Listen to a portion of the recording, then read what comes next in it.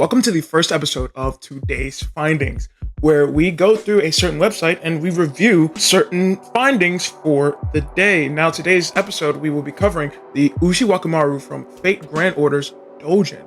We will be going through each tag and we'll be rating from a scale of 1 to 10. Let's get right into it. First, might I add, we have to rate the cover itself. Is this enticing? Is it alluring? Out of 10, what would I rate a cover like this for Dojin?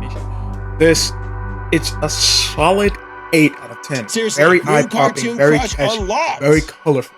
It shows off assets, not enough to get me demonetized, so it's gonna get points. The next page is just clear white. Now, this portrays a lot of emotions, something that you grip with, something maybe that you will end up like white, a page. Let's go to the next. Now, of course, I will be just going through the entire Dojin on my own for the one time, and then I will give my clear-cut review, but it is very important that we go through the first 3 pages of said Dojin because it shows us what they're trying to go for, what the setup is like, and what we really need to expect and look out for the rest of the Dojin. I will read the rest of this on my own, and I will come back with a clear-cut review and status for every tag available on this post. I'll see you on the other side.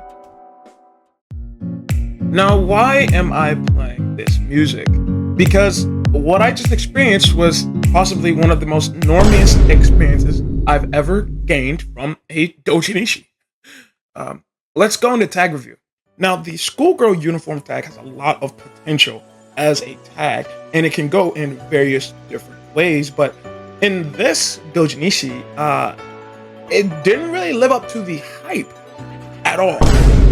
If I'm just being completely real, and maybe that is a byproduct of Ushiwakumaru herself, maybe not really fitting that type of aesthetic. It's kind of conflicting. It's just like, well, if you're into it, you're into it, but if you're not into it, you're not gonna be into it type of deal. It's just very average, very middle of the road. Let's go to the next tag. Now, I'll go on record and say this is probably the best tag representation out of the entire doujinishi. Simply due to the form and the art style. The art style is beautifully done in this position, and it's really why you would want to read this, if I'm being real. Let's go to the next tag. Now, this is where I'm disappointed, this is where I'm hurt, and this is where I am afflicted. Because this tag, quite possibly, is one of our most generational, and I mean this, generational greatest tags of all time. And it was not done service here. Within full confidence, I can plead to you that this leg aloft was honestly amateur at best. Honestly, I was thinking around a more average middle of the road score, but no, this tag was so misrepresented in this doujinishi. I feel like it deserves a 3. This tag is generational. It is a make or break for a doujinishi, and they broke it.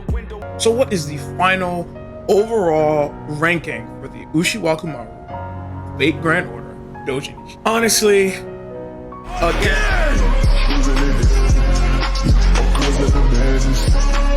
it's very serviceable for Ushiwakumaru fans. It gets the job done. That's pretty much it.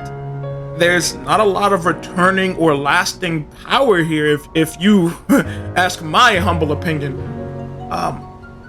So I'll give it a 4 out of 10. They did fumble a lot, but certain tags did come to the hard carry, and overall it was just a little bit below average. I'll see you guys on the next episode of Today's Finding, where we will be going through random select of my own personal favorites list and ranking them fairly, of course. I'll see you guys on the next one. Peace out. Again!